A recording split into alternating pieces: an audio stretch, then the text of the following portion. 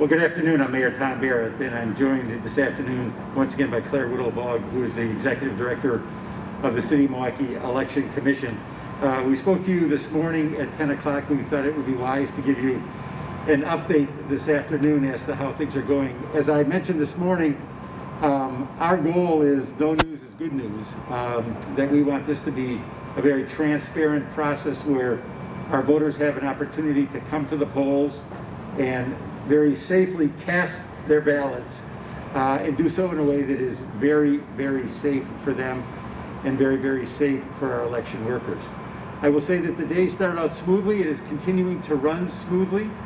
We had a number of sites with lines this morning, which is not unexpected because there's a group of our residents who love to vote, a number of people who want to be in that first flurry, that 7 a.m. flurry, and that went through rather flawlessly.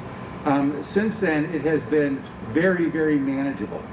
And so if you are someone who has not voted yet, there are no lines and it's a beautiful day. That's my message. No lines and a beautiful day. You can still have your voice heard in our democracy between now and 8 p.m. tonight. So we again urge all people who want to be involved in our democracy to go to their polling place. You can go to 414 votes. You can put in your address. You can find out where you vote.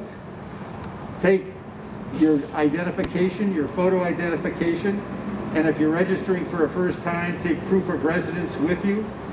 Bring your mask with you, and you will not be waiting in line. I can say that having been to 6 different wards today, maybe even 7 different wards. There were no lines at 11 o'clock this morning at any of these sites. There were people voting, but there were not long lines, and we want people to be involved in our democracy. As we mentioned this morning, we had 165,000 votes in the bank, as I describe it, votes that were received from people who voted at the early voting locations or mailed them in or dropped them off at our drop boxes. We have throughout the day had runners going to all of the safe vote lock boxes, and you may even see during the course of this conversation individuals coming in bringing those ballots from our lock boxes. We'll continue to do that. We continue to work with the Postal Service, which has been very, very good to work with, and they have made several runs here today. We don't envision a lot of votes coming from either the post office today or the lock boxes. Those have been rather light. I think people have made their decision. But again, I want to remind people that those lock boxes, there's a deadline of 7:30 in the city of Milwaukee. I know in Racine, for example, it's a deadline of 7 o'clock. Our deadline is 7:30. That we're asking you to have, not asking you, telling you that if you want your vote to be counted, that it must be in one of those lock boxes by 7:30. Here at Central Count, things have been going very, very well. Claire's going to talk a little bit more about that. Again, we had 400 people who came this morning for the early shift, the first shift. We're now into our second shift. And so I saw a number of people I know who are leaving. They've completed their first shift. If anything, we have one of those rare situations where we have more people than we need. And I say that, I don't want that to be the message that gets out because we have a third shift that's coming in as well. We want them all to be here later today. But the citizen response, both at the polling places I've been to today and here at Central Count, has been phenomenal. The citizens have really stepped forward to help us with our democracy. So that's been going well also. So with that, I'm going to turn it over to Claire, who again has been doing a great job keeping the trains running. Claire?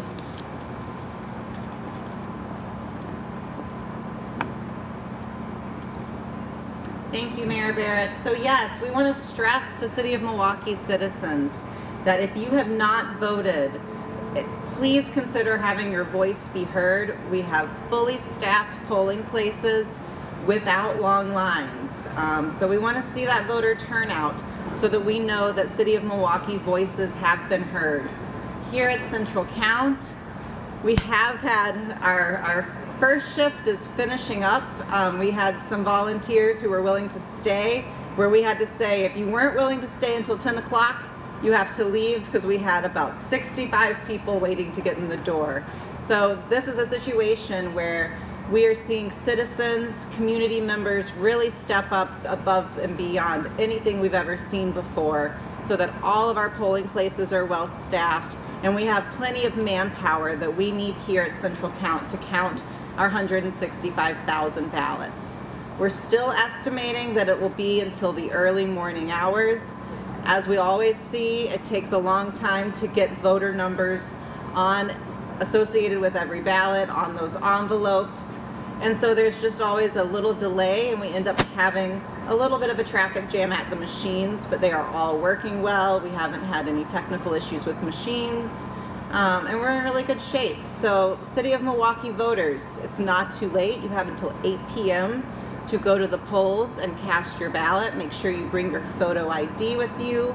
Look up where you go to vote at milwaukee.gov/414votes. And consider voting if you haven't. If you're worried about the lines being too long, we are not seeing any lines. If you're a voter who's still holding on to their absentee ballot, you like to push things to the very edge just for excitement. That excitement ends at 7:30 p.m. at our drop boxes tonight. So make sure you have your drop box scouted out and take it and have it delivered before 7:30 p.m. or come visit us here at Central Count at 501 West Michigan Street. Questions?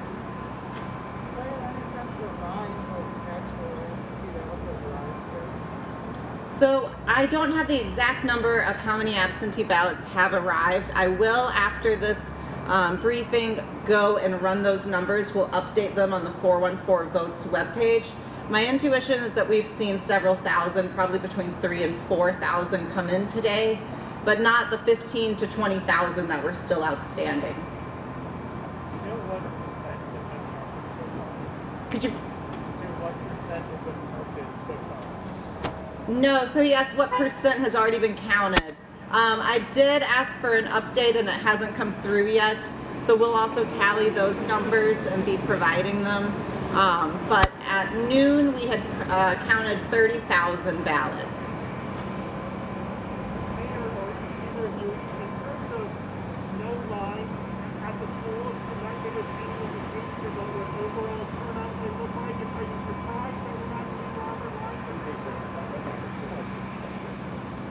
Well, as you know, we've had multiple methods for people to vote.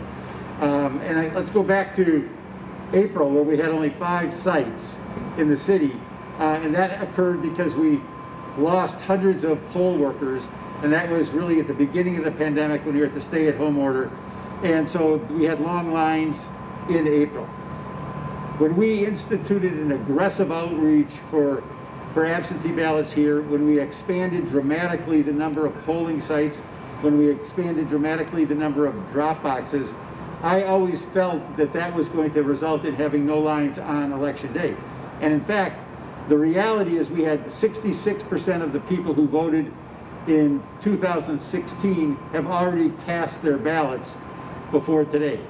And so I always felt that with 173 voting locations, which is what we have right now, that we would see no lines. I was actually surprised this morning when I heard that there were lines at 7 a.m., but after finally asking more questions, I concluded that those were the individuals who love to come and vote in person, and so that's what that flurry was, and that it would be relatively slow for a presidential election, not because people weren't voting, but because they had already voted. But again, to stress what Claire was saying, we want to do considerably better than we did 4 years ago. 4 years ago, again, it was 246 to 250,000, somewhere in that area. We want to have more votes cast this year. And so our message, a very strong message, is there are no lines right now, and you could not have a more beautiful day to get out there and vote. So if you have been on the fence about whether you want to vote, if somehow you have not received 7,000 phone calls in the last 3 weeks and escaped that, this is your chance to get out there and cast your vote and to be part of our democracy. Does this, do you have any sense whether we're going to see numbers like 2016 or 2012 at this point? This is just my intuition. My intuition is that we will surpass 2016. I don't know if we will reach the 2012 numbers. Sir, this is probably a question for you. Can you say how many ballots have had to be thrown out here in Central Count, and if any have been challenged by observers? So we're not able to tell you in real time because we have over 400 voter numbers working in 200 pairs, reviewing ballots, and if they have to reject one, they log that on paperwork. We won't have the real totals until much later in the week when we go through all of our paperwork. We have not had any valid challenges at Central Count for any ballots to be challenged based on voters not meeting the qualifications. Mr. Barrett, do you know how many from AT&T and other people are here in terms of poll watchers? Are you running that on a regular basis? So at Central Count, we have limited the number of observers in at a time because we're trying to limit the amount of movement through the room. So we have 15 observers from each political party and then 15 unaffiliated non-party observers, plus the media that are allowed up there at a time. And we've filled all the spots at all times and have a process to manage incoming observers.